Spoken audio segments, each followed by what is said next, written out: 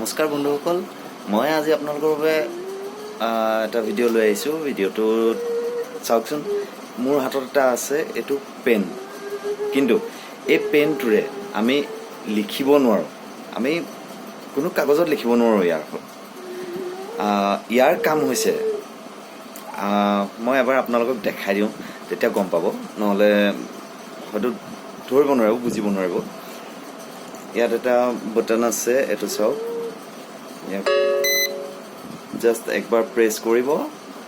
Next ইয়াক আমি যিকোনো এখন ছুইচ বৰ্ডৰ ওচৰলৈ লৈ গ'লে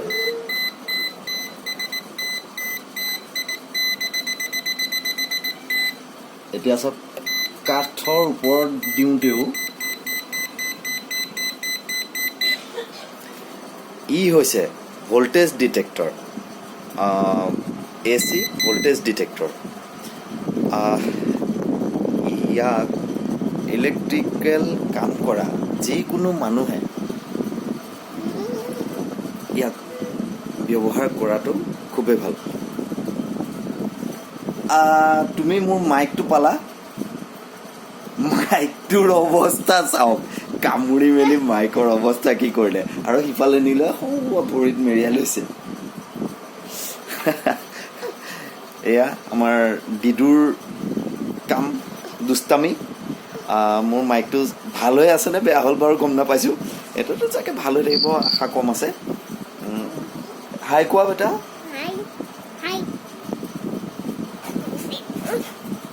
চবৰে ভালনে কোৱা, চবৰে ভালনে কোৱা। ভালনে? আচ্ছা, এতিয়া আমি নিজৰ কথাটো লৈ আহোঁ। এই পেনটো ভল্টেজ ডিটেক্টৰ পেন। ইয়াক আপুনি এমেজন, ফ্লিপকাৰ্ট চবতে উপলব্ধ আৰু এই পেনটোৰ ৰেঞ্জ হৈছে 90 ভল্টেজ, 90 to 1000 ভল্ট।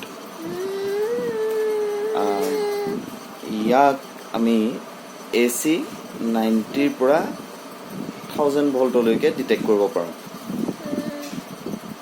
ইয়াৰ মেকানিজিমটো খুবেই এটা মানে ইজি, বৰ বেছি জটিল বস্তুও নহয়।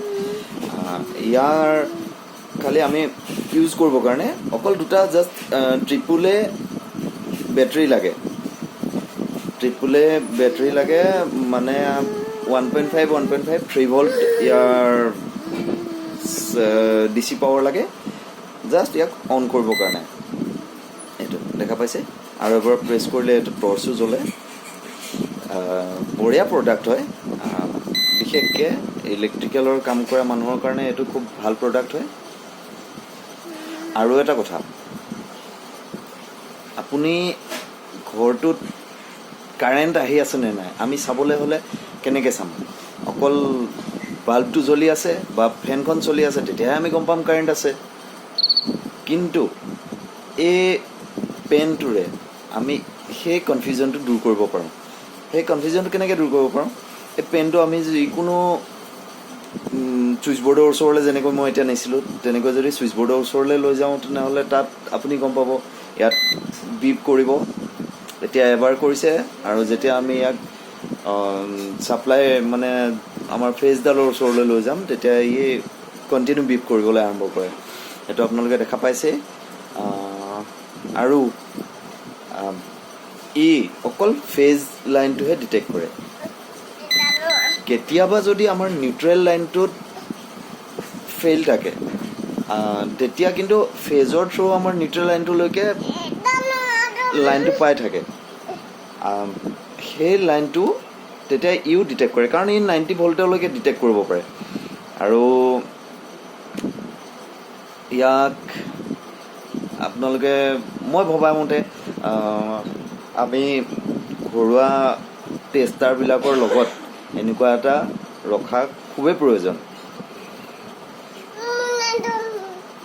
বিশেষকৈ ইলেক্ট্ৰিচিটিৰ বস্তুটো এনেকুৱা যাক আমি দেখি নাপাওঁ, আৰু মই নিজেও ইলেক্ট্ৰিকেলৰ কাম কৰাই, গতিকে মই মোৰ ফালৰ পৰা এটা এডভাইচ বুলিও ক'ব পাৰোঁ, এডভাইচ দিব পৰা মানুহটো নহয় বাৰু,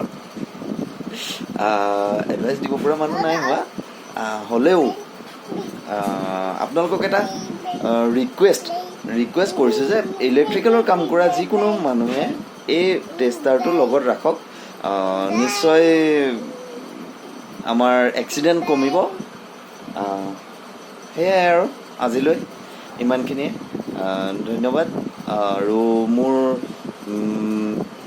মোৰ নহয় দেই, আমাৰ দুইটাৰে ভিডিঅ' যদি চাই আপোনালোকে ভাল পাইছে তেনেহ'লে প্লিজ ভিডিঅ'বিলাক লাইক কৰিব, শ্বেয়াৰ কৰিব, কমেণ্টো কৰিব, আমাক জনাব ভিডিঅ'বিলাক কেনেকুৱা হৈছে আৰু ভৱিষ্যতে কেনেকুৱা ভিডিঅ' কৰিলে ভাল হ'ব।